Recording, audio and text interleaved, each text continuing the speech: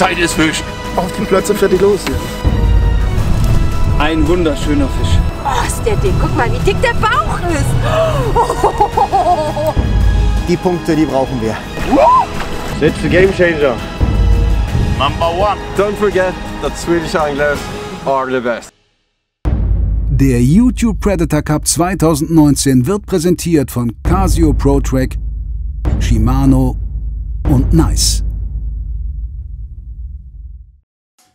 Enrico Di Ventura, der für seinen Kanal Enrico Di Ventura Fishing Channel startet, ist einer der erfolgreichsten europäischen Raubfischangler der letzten Jahre.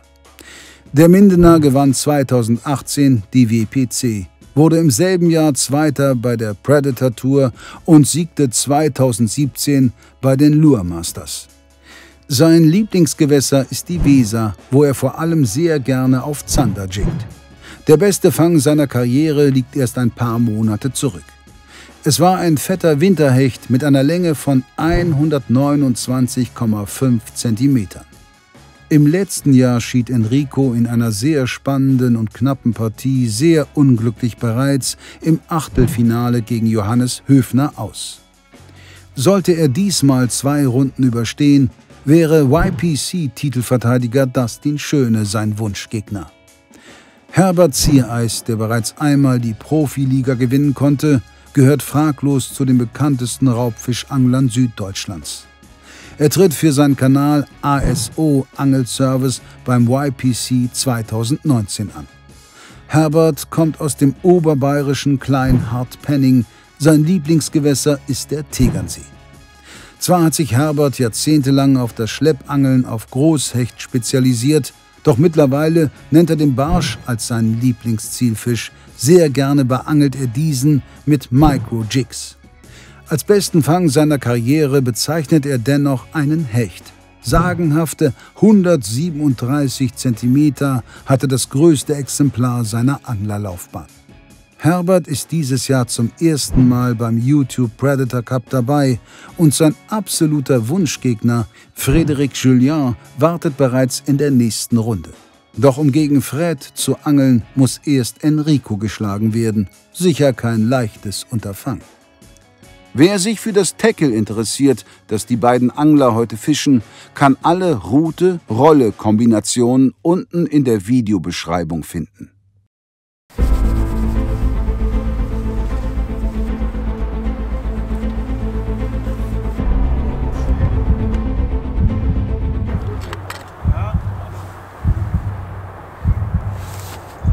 Ich weiß nicht, wie tief es hier ist. Herbert, wie tief fischen wir ungefähr?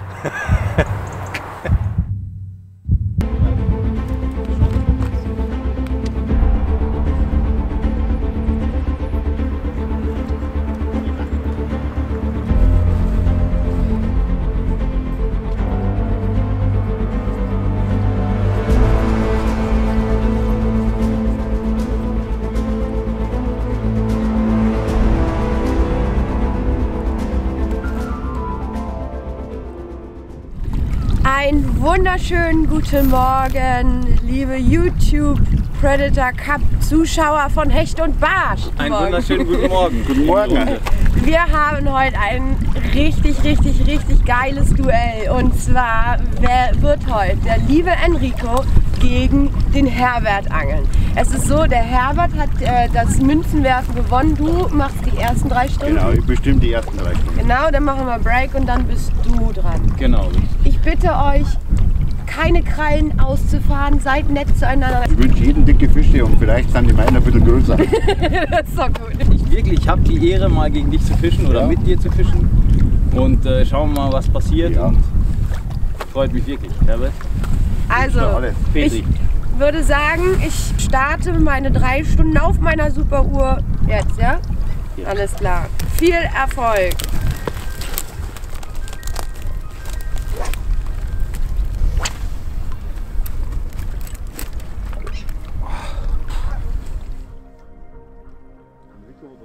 Enrico und Herbert haben nun insgesamt 6 Stunden Netto-Angelzeit, 5 möglichst große Wertungsfische zu fangen.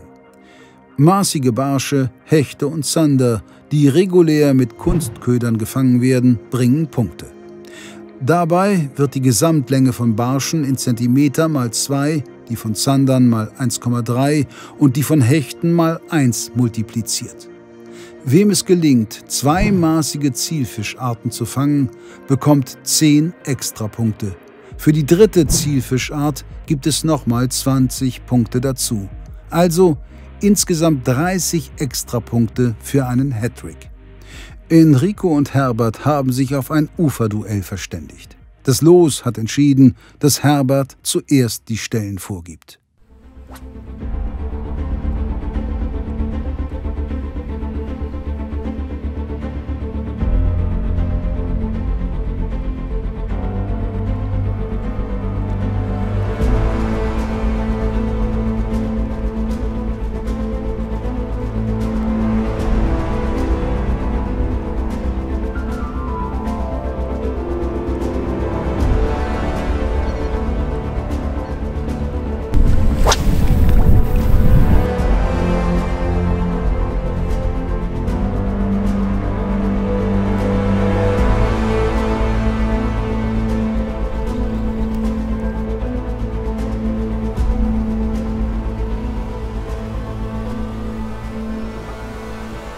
Herbert, das ist ja nicht unbedingt dein Hausgewässer. Du bist einen weiten Weg gefahren. Du bist nicht sehr oft hier in der Region unterwegs, oder? Ja, mittlerweile doch schon öfter. Ja, schön. Fischer da doch ein paar Wettbewerbe in verschiedene Ja. und hab da richtig Bock drauf. Ah, das ist gut. Was macht diesen Platz so besonders, dass du ihn als erste Wahl hast? Gut, wir haben natürlich jetzt Probe gefischt und ja, man entwickelt dann ein paar so Strategien Ja. und ich würde sagen, beim Chicken oder so, da ist mein Kontrahent mit Sicherheit genauso gut oder wenn nicht besser wie ich. Und man nimmt ja in den 3 Stunden, wo man hat, das raus, wo man vielleicht einen Vorteil sieht gegenüber in Enrico. Ja. Also, und darum angel ich jetzt einmal hauptsächlich auf Barsche. Ja. Kann man natürlich jederzeit mit anderen Fischen auch rechnen, aber mein erstes Ziel ist jetzt auf alle Fälle mal so Dickbarsch zum Fangen. Okay, Dickbarsch sogar. Ja, Dickbarsch. Also wenn was beißt, dann beißt einem nichts Kleines. Das ist mal eine Ansage. Da bin ich mal gespannt. Ah, du fischst also kleine Köder hier, Gummi über Grundzubbeln. Ja, Aber ich denke, heute wird sicher schön Fisch zeigen. Ihr seid 2 Top-Angler. ja, das kann man nie sagen. Also wir haben jetzt auch Tage gehabt im Training, die waren exzellent und hervorragend und wir haben genauso gut Stunden vollbracht ohne Fisch. Also Und du, entscheidend ist, ob der Fisch dann irgendwann vorbeikommt und irgendwann eine Beißzeit anfängt und dann also wenn die Fische beißen, dann fange ich Fisch und der Enrico. Okay. Also bin ich mir ziemlich sicher, weil ob es jetzt passiert, hoffen wir es einmal. auf jeden Fall wirkst du noch ziemlich entspannt. Bist du gar nicht aufgeregt? Doch, natürlich. Ich vermute jetzt einmal, wenn die ersten Sonnenstrahlen da sind, dass es dann vielleicht besser wird. Und auch wärmer und kuscheliger. Ja, vielleicht empfinden das die Fische dann auch so. Da sind wir mal gespannt. Okay. Also meine Taktik ist ja nicht, dass ich jetzt da möglichst viele Plätze anfahre oder irgend sowas, sondern in den wirklichen 3 Stunden bleiben wir am Spot und schauen, ob sie vorbeikommen oder ob die Beißzeit kommt. Oh, hoffentlich kommen die Fische vorbei. Ja, hoffentlich. Schaut vorbei, Fische. Ja gut. Wünsche ich dir weiterhin schönes Fischen.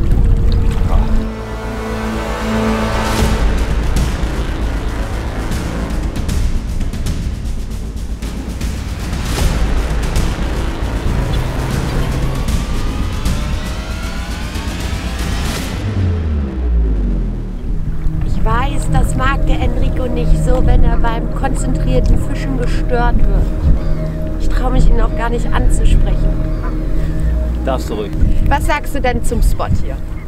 Kennst du den? Tatsächlich nicht. Nicht? Nee. Du bist doch immer in Holland unterwegs. Ja, aber ich innerhalb der Schleuse fische ich halt mit dem Boot gar nicht. Aber das ist schon ein echt recht interessanter Spot. Ich habe mir die Tiefenkarte natürlich heute Nacht noch angeguckt. Das Geile ist hier natürlich, dass man mit klarem Wasser arbeiten kann. Das heißt, dass man hier auch gerade in den Morgenstunden mit relativ schockigen Farben schon auch auf sich aufmerksam machen kann. Aber Ich muss mich jetzt erstmal ein bisschen reinfuchsen, wie die Struktur so ist. Ich fächer jetzt hier erstmal ein bisschen rum und dann geselle ich mich gleich wieder zu Herbert. Weil der wirft relativ zielsicher immer in die eine Richtung. In die gleiche. Ne? Ja, ist mir auch schon aufgefallen. Und ganz, ganz kleine Köderfische, ne? Kleiner als deine. Das hatte ich erwartet. Also ich weiß, dass der Herbert jemand ist, der mit langen, feinen, also sehr, sehr sensiblen Routen so Ultralight-Geschichten fischt und das auch ziemlich erfolgreich. Ich kann mir vorstellen, dass der Tag generell an diesem Spot hier entschieden wird. Okay. Das kann sein. Das heißt, deine Stellen, glaubst also... Na, es kommt nicht auf die Stellen an, es kommt auf die Fischart an. Okay.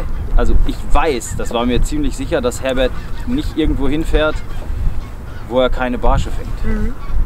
Und er hat schon von 50ern Barschen hier gesprochen. Also von daher, das ist auch offensichtlich, dass solche Spots, also dass so Barschgeschichten oftmals ein Match entscheiden können. Aber mal sehen. Okay. Ich gehe zurück zu Herbert. Mach das.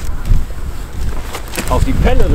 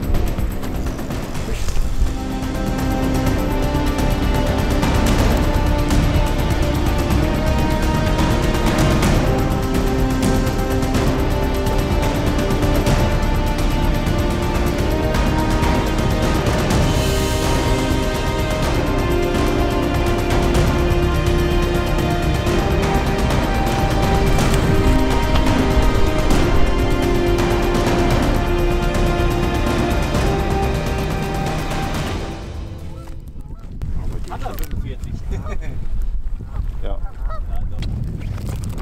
Warte mal, da erfahren wir irgendwo die 0 sein.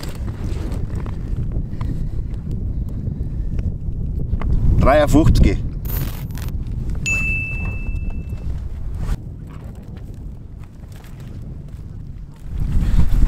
Das war jetzt nicht mehr Zielfisch, aber mit solchen Beifängen wollen wir rechnen. Und wir nehmen ihn trotzdem gern. Einfach einmal zur Nervenberuhigung.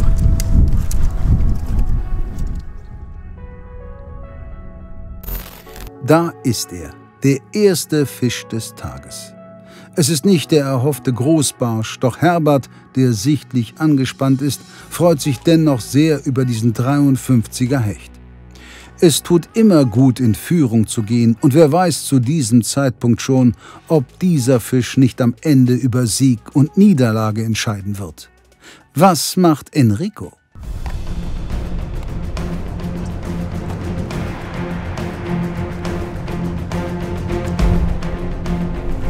Kalte Hände.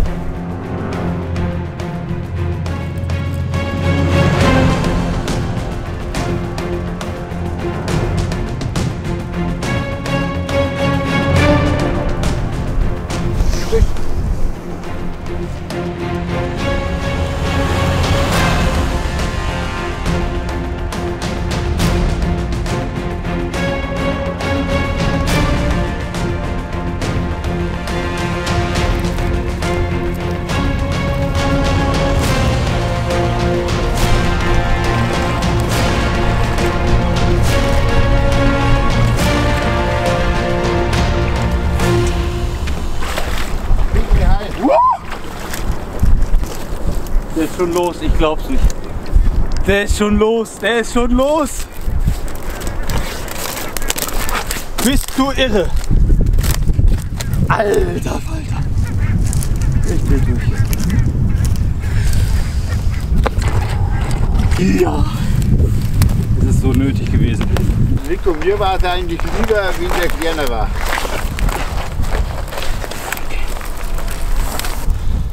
Zieh mal gerade. 91. 91. 91. Ein wunderschöner Fisch. Ich liebe ihn jetzt schon. Ja.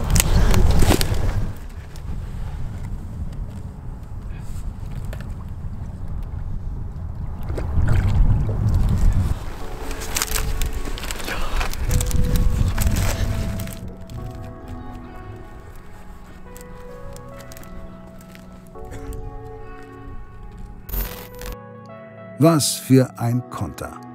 Es vergehen keine 5 Minuten, da kann Enrico Herberts Führung mit diesem wunderschönen Hecht toppen. 91 cm, das ist der bisher größte Hecht im diesjährigen Turnier. Auch schön anzusehen, welche Freude über diesen Fang aus Enrico heraussprudelt. Die Leidenschaft fürs Angeln, aber auch für diesen Wettbewerb ist unübersehbar. Scharfer Stein hat mir meinen Köder geklaut.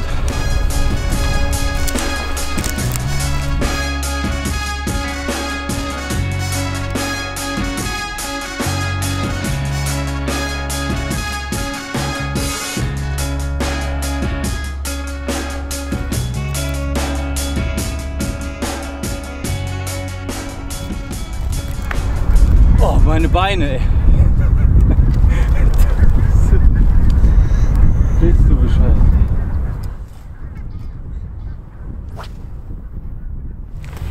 Ich war gerade bei... Oh.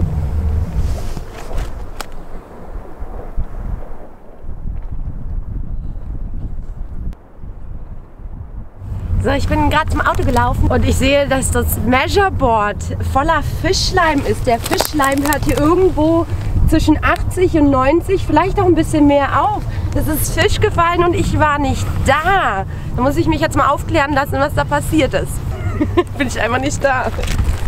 Herbert, Ja. ich sehe, dass das Measureboard voller Fischleim ist. Hast du einen Fisch gefangen? Ja, Ich Gott gehe sei Dank. kaputt. Was war es denn? Ja, ein 53er Hecht. Oh, aber Aber- ein Anfang. Ja, und der Enrico hat natürlich gleich gekontert. Aber ich habe einen Plan. Du hast einen Plan. Also hast du mit deinem kleinen Barschgummiköder den Hecht gefangen? Ja. Okay, Mein Plan ist ja, dass ich jetzt einen 50er Barsch fange. immer und noch. Dann noch irgendwie so einen Zander hinten noch, so Ja. beim Enrico, beim Platz. Weil da gibt es Zander ohne Ende. Ah, das werde ich ihm nicht Und verraten. Ne? dann spekuliere ich ja schon wieder auf die 30 Extrapunkte. Ja, das ist mal eine Ansage. Finde ich Also- großartig. Alles klar. Also erstmal Petri Heil. Gut gemacht. Ja, danke. Enrico, der Herbert hat einen Hecht gefangen. Du weißt es sicherlich. Ich weiß es, ich habe es mit eigenen Augen gesehen, Babs. Im Gegensatz zu dir leider. Ja, es tut mir leid, die Drohne holen. Was sagst du denn dazu, dass der jetzt da so einen Fisch vorgelegt hat? Tja, ich bin ein bisschen außer Fassung geraten tatsächlich. Ehrlich? Ja, Was ist dann passiert? dann habe ich versucht, mich wieder zu beherrschen und habe einen 91er gefangen. Also ein Hecht, ja. Ey, das ist ja Wahnsinn. Auch auf deinem Barschgummi? Ja, auch auf den kleinen Chattis. Ja, mega. Okay. Also eine relativ natürliche Farbe, Ja. weil das Wasser extremst klar ist. Also Ja. ich hätte es nicht so klar erwartet. Das ist nicht ganz so einfach vom Ufer Nee, aus, ganz ne? gut ist, falls Herbert doch einen Barsch fangen sollte. Ja. Ich glaube, Herbert weiß schon, was er hier tut, und gerade was Barsch angeht. Und deswegen mal gucken.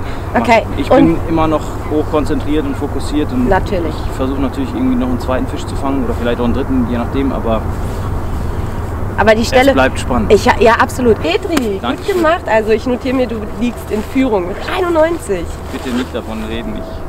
Das macht den Druck nicht klein. Entschuldige.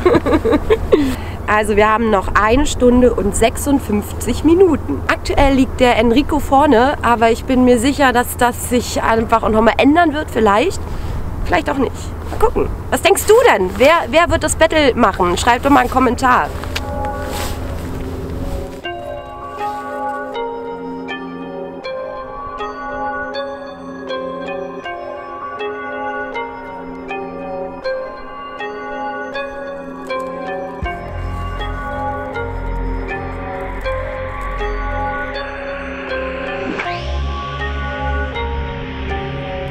Ja, normalerweise hat man ja so ein bisschen Schlagabtausch hier zwischen den zwei Teilnehmern, aber die sind mucksmäuschenstill.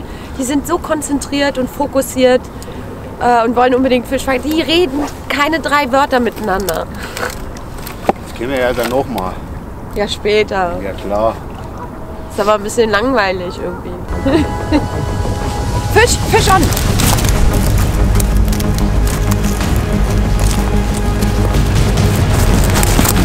Nein!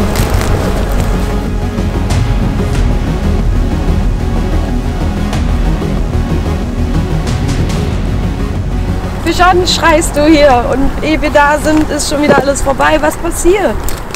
Er ist ausgeschwitzt. Oh nein. Was denkst du, was es war? Es war ein sehr großer Hecht. Scheiße. Ein sehr großer Hecht. Glaubst du? Ja, mit Sicherheit 1,10 Meter. Was? Ja, Mist, der hast du... Köder war neu, ich habe den eben aufgezogen. Und, Ja. Ja. Rico, was magst du für die Sachen? Herbert, das war ein sehr großer Hecht. Ja, Der ist halt nur rechts gegangen. die schwimmen da rum. Das ist demoralisierend, weil noch passt ja, ich habe einen Fisch gefangen, aber ich glaube, mit dem Fisch wäre ich sehr weit vorne gewesen. Shit. Das war ein richtig großer Fisch. Nein. Aber so ist das. Man kann nicht alles haben. Tut mir leid. für Mal dich. nein, das gehört dazu. Du kannst es nicht beeinflussen, weißt du? Mal sitzt der Haken und mal sitzt er nicht. Der Fisch vorhin, also der war kaum im Kescher, da war der Haken schon draußen. Oh.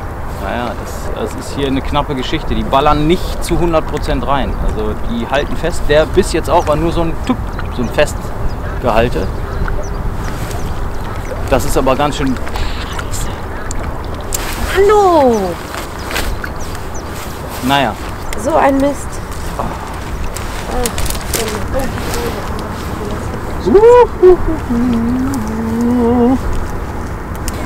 scheiße.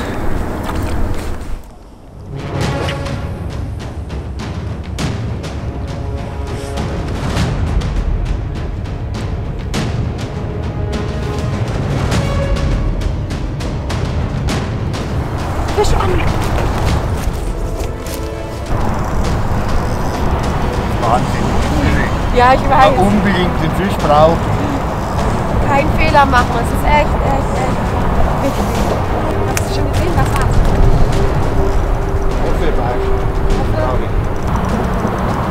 Barsch, ach du Schrecken, Barsch, ist ein großer Barsch.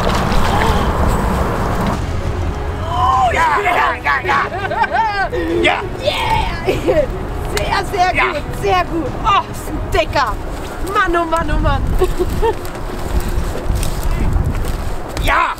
Oh, ist der dick. Guck mal, wie dick der Bauch ist. Oh, boah, ist das ein Tier. So, was hat man denn hier? Ich gehe kaputt. 48 cm. 48er Zentimeter. Das ist ein richtiger Klopper. Oh, warte mal auf die andere. Platz nicht mehr, müssen wir den. Guckt euch den an. Der sieht wunderschön aus. Ganz, ganz alter, schöner Fisch. Darf ich ihn reinsetzen? Ja. Okay. Da schwimmt er. Ich gehe kaputt, ey. Kommt gleich noch einer, sagt er. Geil. Du hast gesagt, du wünschst dir einen fetten Barsch und der wird kommen und er ist gekommen. Ja. Wie geht's jetzt? Bist du erleichtert? Viel besser. Viel besser. Sehr gut gemacht. Ich freue mich für dich. Ist der in der Ruhephase, hat er gebissen oder warst du gerade aktiv? Nein, ich mache den Mini-Chick eigentlich sehr aggressiv. Ja. Ich kurbel zweimal ganz schnell an und dann Ja. fällt er nach. Mann, oh Mann, da warst du für einen Moment ganz still während des Drills. Hochkonzentriert. Ja, weil jetzt gerne nochmal anfangen. Der Plan ist voll aufgegangen. Diesmal ist es der Zielfisch, der sich Herberts Köder schnappt. Und was für ein Prachtexemplar. Mit 48 Zentimetern stellt Herbert den YPC-Barschrekord von Dustin Schöne aus dem letzten Jahr ein. Er bekommt zu den 96 Punkten für die Länge des Fisches noch 10 Extrapunkte gutgeschrieben und liegt jetzt wieder vorne. Hat Enrico wieder sofort eine Antwort parat? War noch ein Barsch? Noch ein dicker. Der Herbert, seine Ansagen macht er wahr. Ich will noch einen fangen, ich werde noch einen fangen, sagt er. Ich werde noch einen fangen. Und dann hat er gerade einen Barsch dran gehabt, aber der ist leider ausgestiegen. Action.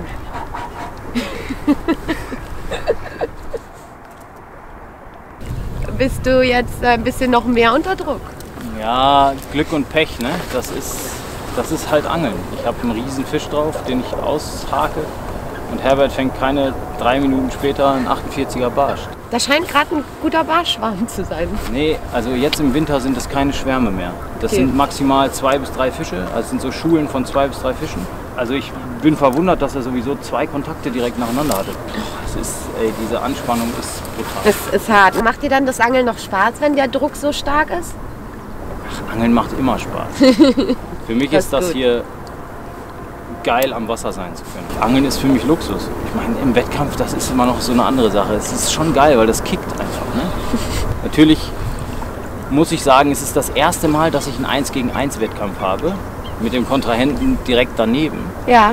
Was aber bedeutet, dass es eine völlig neue und andere Situation für mich ist. Weil wenn du Wettkämpfe vom Boot fischt oder auch andere Wettkämpfe vom Ufer, dann bist du entweder alleine oder im Team und du siehst nicht, was die anderen fangen. Das macht ein bisschen wirre, ne? Wenn der dann plötzlich wieder schon einen Köderwechsel hat oder kriegst mit, wenn er einen Biss hat oder einen Hänger hat. Ja, also diese Bremsgeräusche, die bei Herbert dann relativ oft zu hören sind. Aber es ist nur, weil er einen Hänger hat. die sind- Jetzt. Bleib dran, wir haben noch 51 Minuten. Das ist viel zu lange.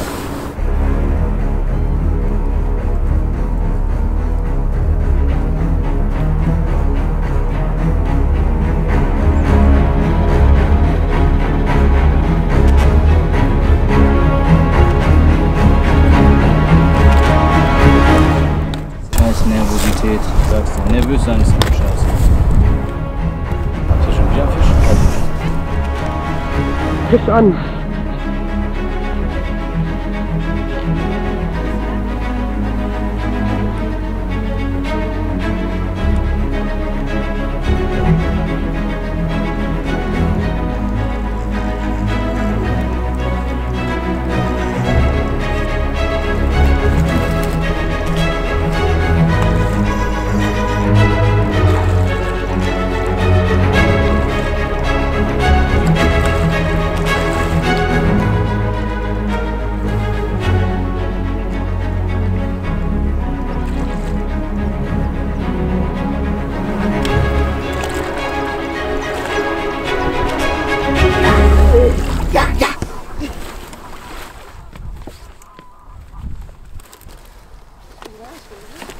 Boah, da hast du jetzt noch einen Zander nachgelegt. Du hast jetzt Hecht, Zander und Barsch. Ah, was ein toller Fisch. Genau, noch ein bisschen wegmachen. Ah, der ist gut. So, 65 Zentimeter. Petri. Petri, Dank. Geil. Wunderschön. Aber jetzt haben wir uns noch den Barsch.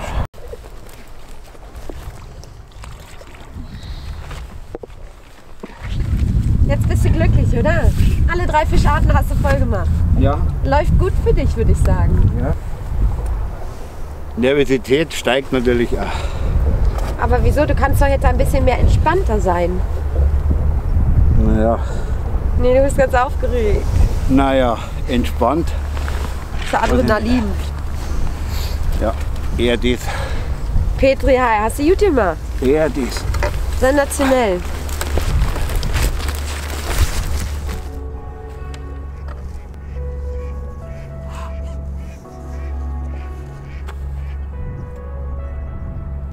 Auf den Traumbarsch folgt ein klasse Zander und Herbert komplettiert den Hattrick bereits in der ersten Halbzeit, wodurch er sich 20 weitere Extrapunkte sichert.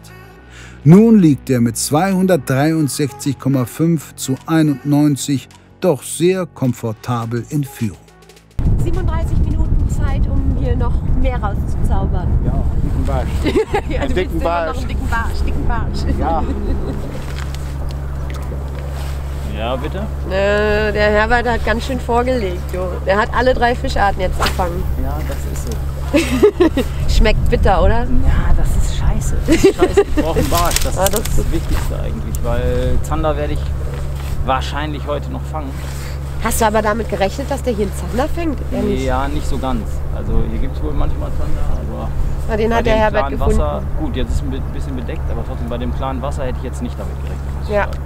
Ja, keine Ahnung, ist schwierig, echt, ist hartes Brot jetzt gerade. Tut mir voll leid. Ich kann nur hoffen, und das meine ich ernst, ich kann nur hoffen, dass er nicht noch einen Fisch fängt. Wenn er noch einen Fisch fängt, Ja. dann wird es sehr schwer für mich. Aber das musst du angeln und dann weißt du mehr. Letztendlich gab es auch immer wieder diese kleinen Wunder, wo man das Ruder komplett rumgerissen hat am Ende. Ja, was man halt sagen kann, ist, dass man sich im Wettkampf nie zu sicher sein darf. Nie zu sicher fühlen darf. Ja. Weil wenn du dich zu sicher fühlst, dann wirst du bitter bestraft. Und man muss echt aufpassen. Aber genau das Gleiche gilt natürlich für Herbert. Ich meine, sollte ich einen Barsch irgendwo zusammenkratzen, dann bin ich auch wieder im Rennen. Wir machen ja eine kleine Pause und dann gucken wir mal, was passiert. Ist auf jeden Fall krass. Hat's tot mit dem Typ. Hast du keinen leichten Gegner ausgesucht? Nee, ausgesucht habe ich mir den nicht. Aber dass der nicht einfach ist, das wusste ich vorher. Ja, das ist schon Dranbleiben, weiter fischen.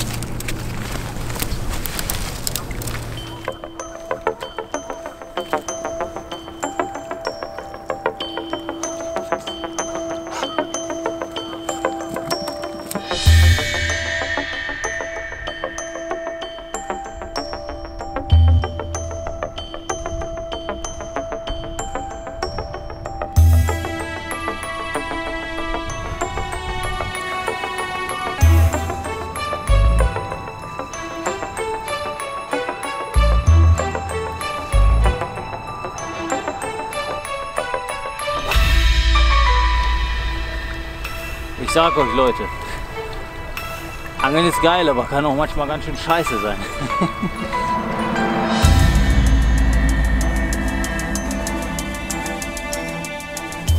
Die Zeit ist um. Schon 11 Minuten vorbei. So Leute, die erste Halbzeit ist gegessen. Herbert geht mit einem großen Vorsprung in die zweite Halbzeit. Schmeckt dir nicht so. Naja, natürlich feiere ich jetzt nicht und tanze ums Lagerfeuer. Aber was willst du machen? Ich muss sagen, er hat sehr gut geangelt. Ja. Ich denke aber auch, er kannte den Spot sehr gut. Also der wird sich hier sehr gut vorbereitet haben. Ja, mal sehen, wie er mit meinem ersten Spot klarkommt. Das wird man sehen. Also wenn es so läuft wie die Tage davor, dann bin ich ziemlich zuversichtlich, dass ich relativ schnell ein paar Zander fangen kann. Und dann bleibt abzuwarten, ob wir nochmal einen Spot wechseln oder nicht, weil das Problem, was ich habe keinen Barsch. Den bräuchte ich wegen der Zusatzpunkte. Ja, absolut. Also machen wir eine kurze Pause und wir sehen uns dann gleich wieder am Wasser.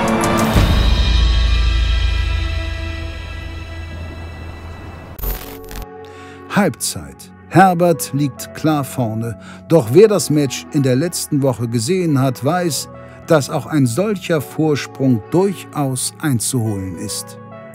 Ob Enrico an seinen Spots aufholen kann, seht ihr nach ein paar ganz kurzen Werbespots, die ihr euch gerne ansehen dürft.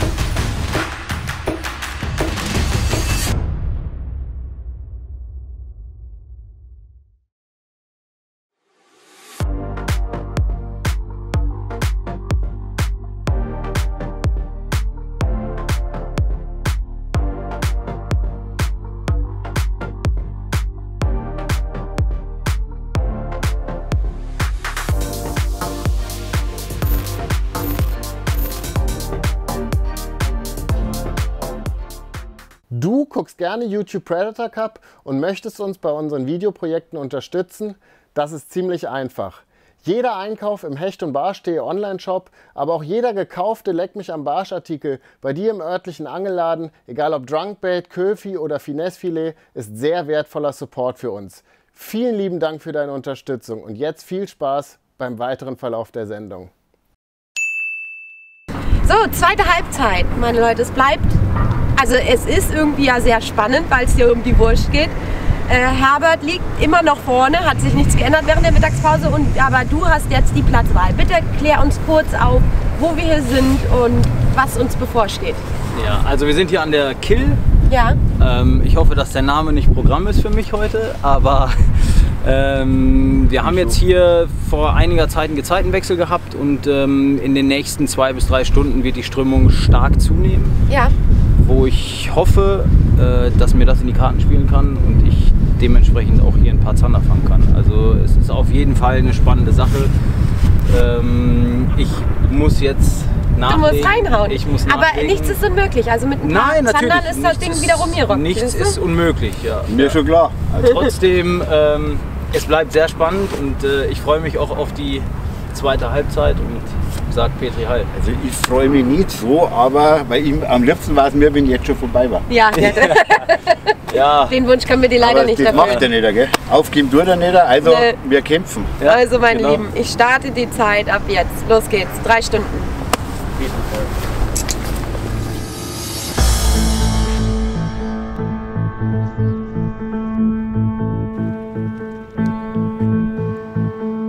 Spannung, Spannung, Spannung.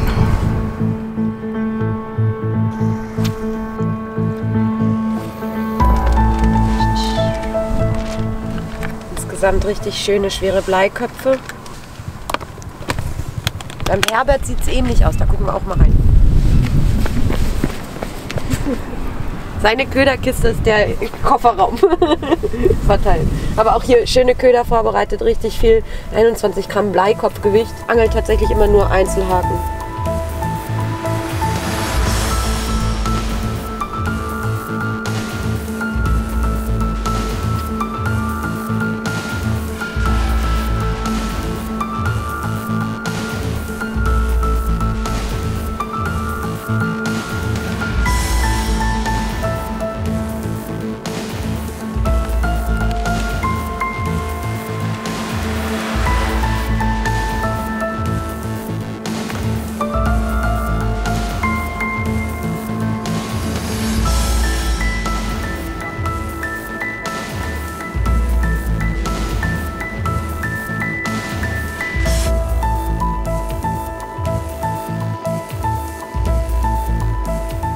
Ich weiß, warum es nicht klappt. Ich muss meine Mütze umdrehen. Over the top mäßig. Bisschen Mist erzählen muss schon auch noch sein. Sonst funktioniert es nicht. Okay, ich bin dabei. Aber nur in Etappen, also nicht die ganze Zeit.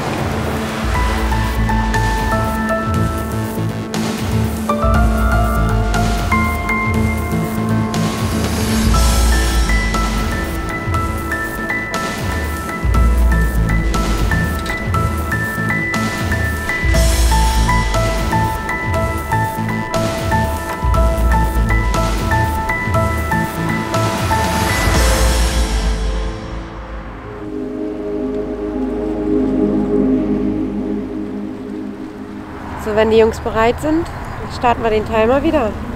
Dann geht's weiter. Okay? Dann geht's los. Zack.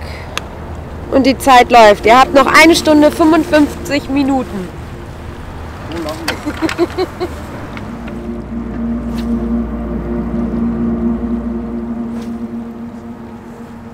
So, wir haben jetzt den Platz gewechselt. Wir sind im Prinzip genau gegenüber. Hier wird das Wasser rangedrückt. Ich bin mal gespannt. Also bis jetzt bleibt es noch aus mit den Fischen. Wie gesagt, Enrico mit seinem Einzander bis der einzige Kontakt bis jetzt auf der zweiten Halbzeit. Und die Uhr tickt. Enrico braucht einen Fisch, sonst fliegt er raus.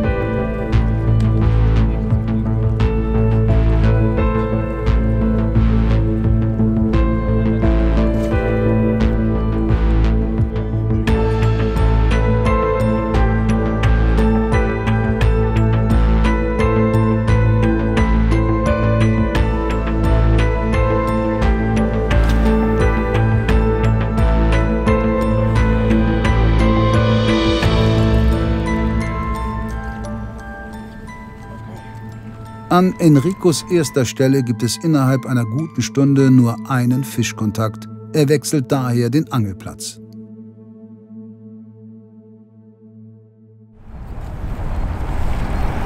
Liebe Leute, ich weiß auch nicht, was los ist. Ich habe hier im Training echt viele Fische gefangen und jetzt liefert der Spot überhaupt nicht. Also irgendwas, keine Ahnung. Heute geht es ein bisschen schief für mich, bis jetzt zumindest.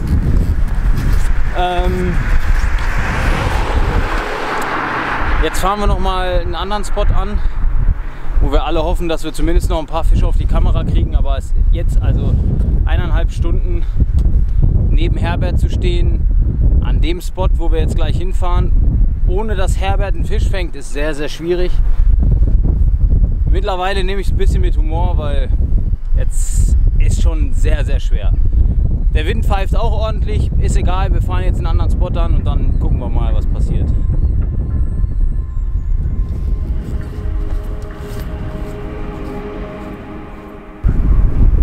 Bis Herbert fertig ist.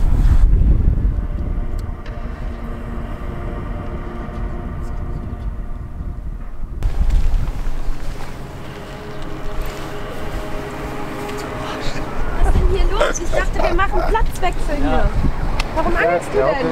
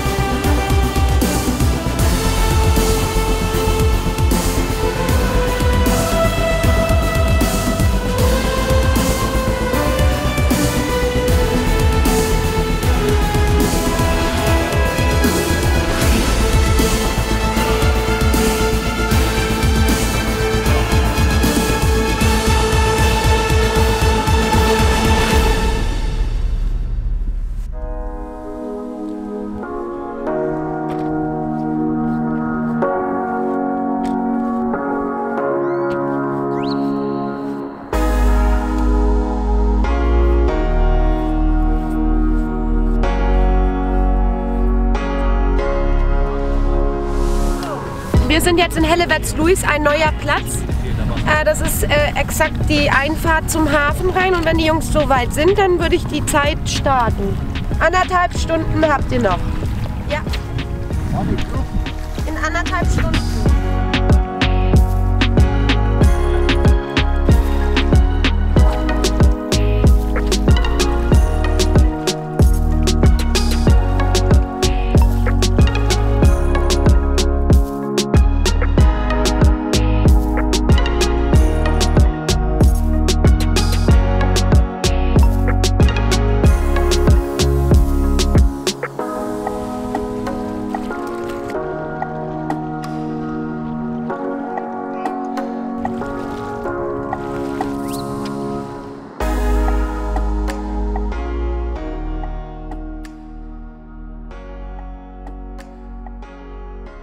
Die beiden Angler sind am letzten Spot für heute.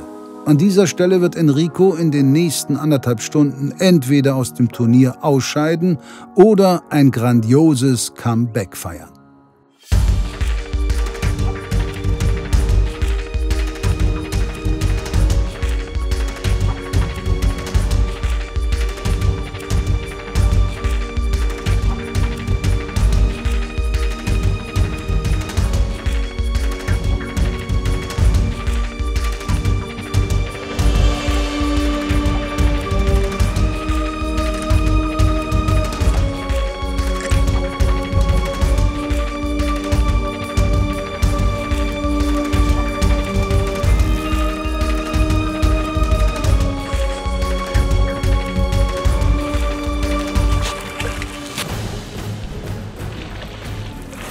Jawohl.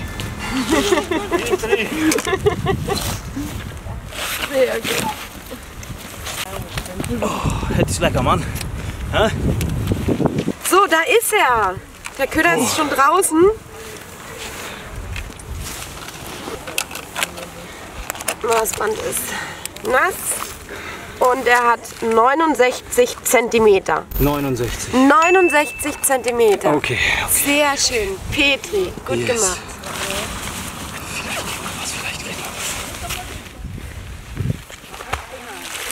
Ich wollte nicht rein. Yay, 69 Zentimeter hast du gut gemacht. So, komm her. Lass los.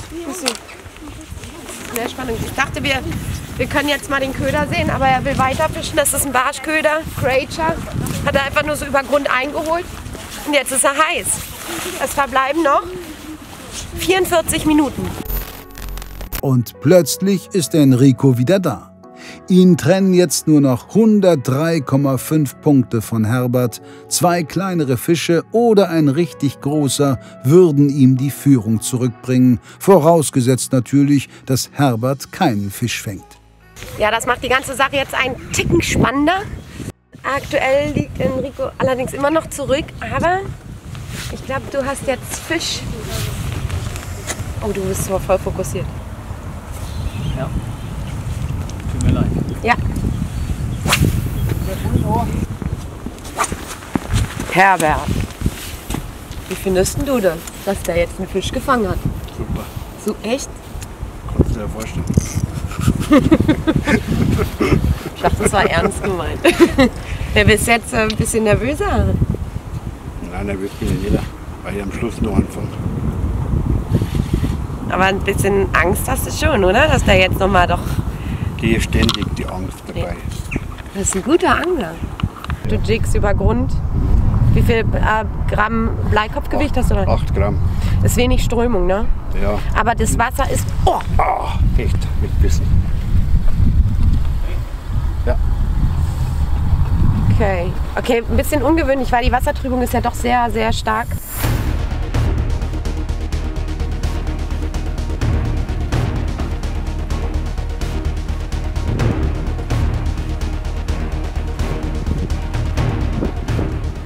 Herbert, Knoten kostet Zeit. Zeit, die dir wegrennt, in der du nicht angeln kannst. Wir haben noch 27 Minuten.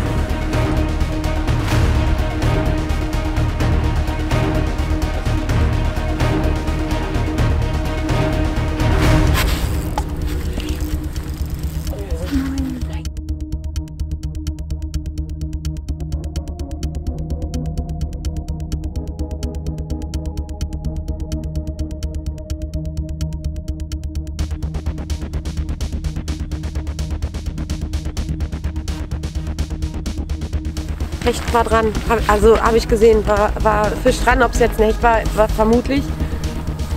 Aber hat den Köder wieder ausgespuckt. Das Glück liegt wirklich nicht auf Enricos Seite.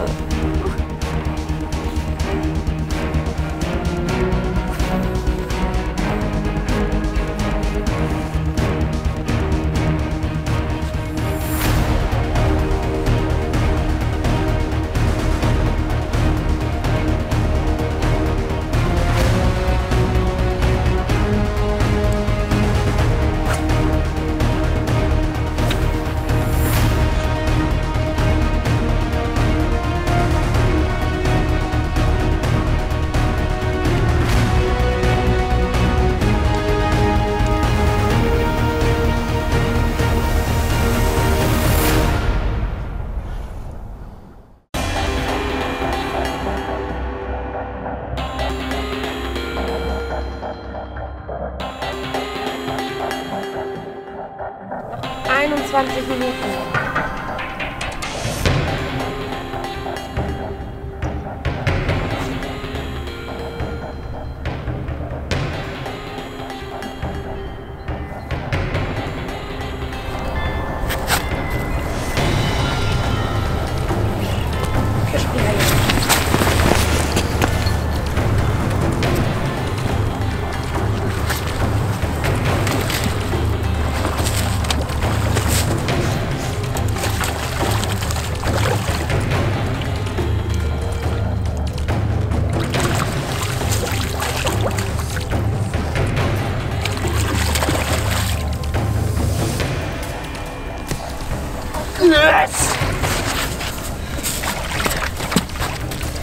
Yes!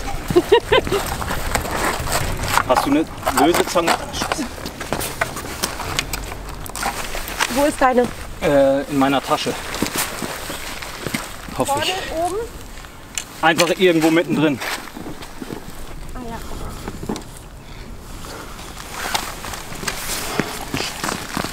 Keine Zeit.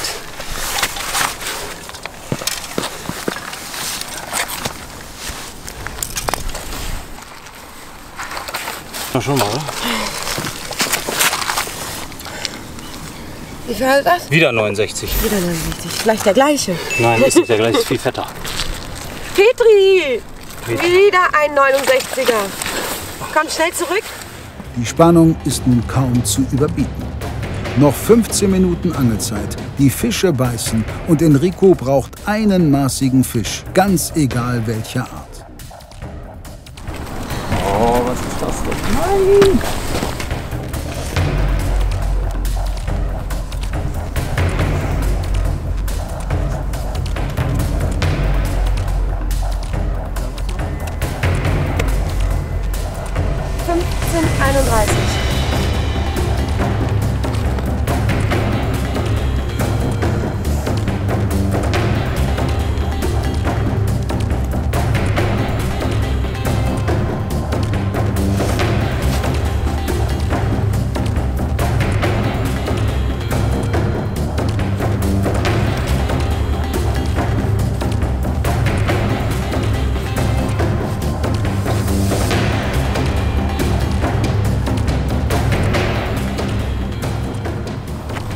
So, eigentlich wollte der Enrico ja mit seinen Plätzen ein bisschen mehr auf Zander setzen. Jetzt setzt er ja mehr auf Hecht, probiert es hier weiter an der Stelle.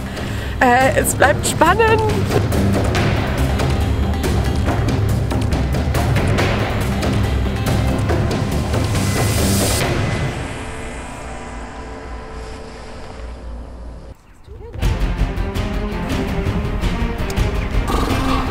Hat sich so ein Kugelfisch raufgepackt hier, nur in Pink.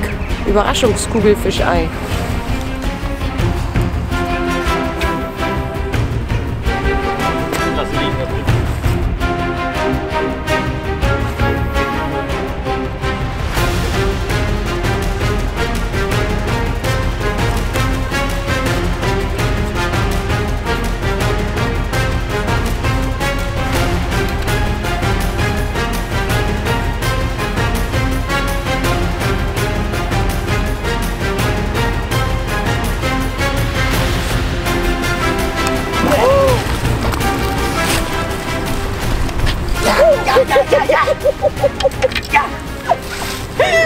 Yes!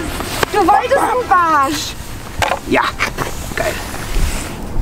Das ist unglaublich. Das ist wirklich unglaublich. Warte, wir müssen das gerade ziehen. So, was hat er? 44. 44 Zentimeter. Geil, aber ich muss weitermachen.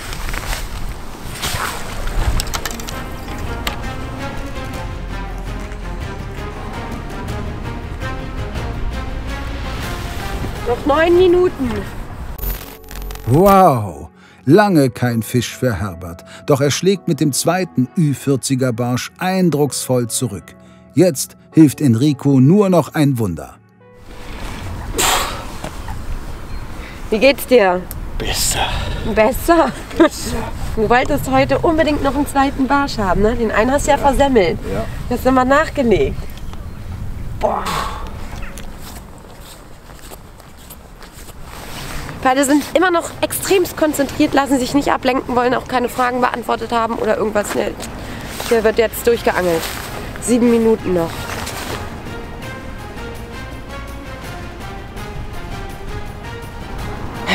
So, bei dem trüben Wasser so einen schönen Barsch rauszuzaubern, das musste erstmal einer nachmachen. Ne? Die sehen besser, wie wir Ja. meinen.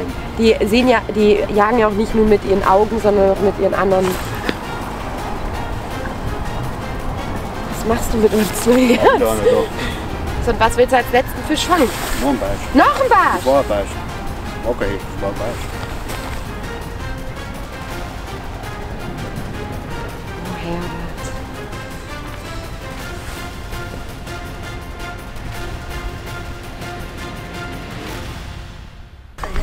lange noch?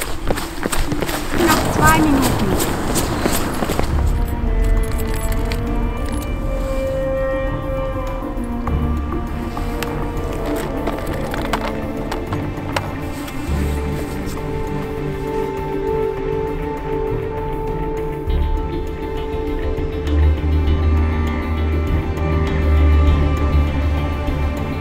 Eine Minute noch!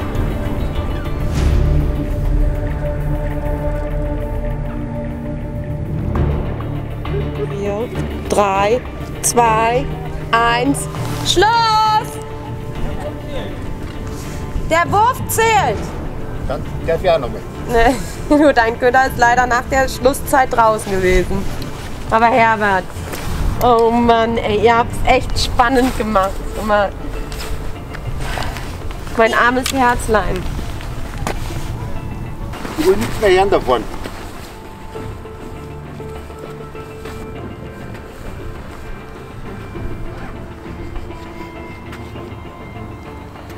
Der Enrico kommt ganz traurig zurückgelaufen. Gut. Herzzerreißender geht's ja nicht. Ich komme ihm entgegen.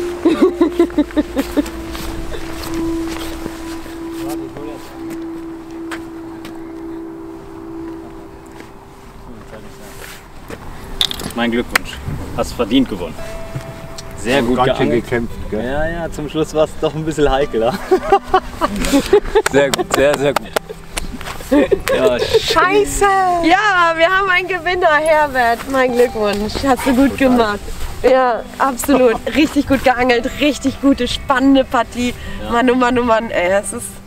Ja, Jungs, ihr habt mein Measureboard anständig mit Fischleim bestückt. Das finde ich richtig gut. Es ist immer so, einer geht traurig nach Hause und einer bleibt glücklich hier und fischt weiter. naja, Ich habe schon noch mal ganz nicht. schön geschwitzt, gell? Also schon wirklich. Also Du bist nicht traurig? Ah, traurig in dem Sinne nicht, weil, also ich sag mal so, ich wäre enttäuscht gewesen, wenn es bei dem einen Fisch heute Morgen geblieben wäre. Ja. Aber weil ich auch hier den Kanal trainiert habe, wusste ich, dass ich zumindest einen Hecht irgendwo fangen kann. Gut, im Training waren es 3 an einem Tag. Davon bin ich nicht ausgegangen, dass ich heute noch mal 3 bzw. 4 Kontakte bekomme. Aber gut, ich meine, letztendlich fängt Herbert wahrscheinlich den einzigen Barsch, der hier in dem scheiß Kanal rumschwimmt. Und das muss man dann auch neidlos anerkennen, dass er sehr, sehr gut geangelt hat. soll ich dir was sagen, Enrico? Ja. Gleich der nächste Wurf war wieder ein Biss. Ja, siehst du, warum hast du mich nicht gerufen? Ja, weil der zweite meistens nicht mehr hängt, weil der dann so schlau ist, dass man den dann nicht mehr fängt. Ja, schade. Also Leute, wenn euch das Video gefallen hat, lasst uns gerne einen Kommentar da, sehr, sehr gerne. Abonnieren natürlich nicht vergessen den Hecht- und Barsch-Channel. Und Enrico, dein Channel, du hast jetzt auch einen eigenen Channel. Genau, also Name ist Programm sozusagen, Enrico Di Ventura Fishing Channel. Also wenn ihr mögt, lasst auf jeden Fall ein Like da und Glocke anstellen und auf jeden Fall fleißig abonnieren. Empfehlt es euren Freunden, Verwandten, Tanten, Onkels, Geschwistern, allen möglichen natürlich. Nein, also ich freue mich auch riesig auf die Kommentare, die ihr dann da lasst. Und ja, mein Gegenüber hat natürlich auch noch was für euch zum Glotzen. YouTube-Kanal, glaube ich. Ja, aber nur ganz wenig. Aber mehr sieht man bei uns bei Insta. Aber kann man ja auch schauen. Genau. Alles klar. Und bei mir auch, ne? Hier werden schon alle Werbung machen, dann doch auch Babskiewski oder Fishing. Wir sehen uns in der nächsten Folge, wenn es dann wieder heißt, YouTube Predator Cup geht weiter. Und mit Herbert. Herbert? Gute Partie. Mann, war das geil. Oh, war das spannend. Ja, das war gut. Sehr gut. Super. Am Ende sieht das Ergebnis deutlicher aus, als der Angeltag abgelaufen ist. Enrico scheitert zum einen an einem hervorragend aufgelegten Barschexperten Herbert Ziereis, zum anderen aber auch an 2 ganz bitteren Aussteigern. Er scheidet somit aus dem YouTube Predator Cup aus, während Herbert in der nächsten Runde auf den Franzosen Frédéric Julien von Ganki TV treffen wird. Am kommenden Sonntag um 18 Uhr kommt es zum Rematch zwischen Titelverteidiger Dustin Schöne und Louis vom Big L Fishing Channel. Unbedingt einschalten!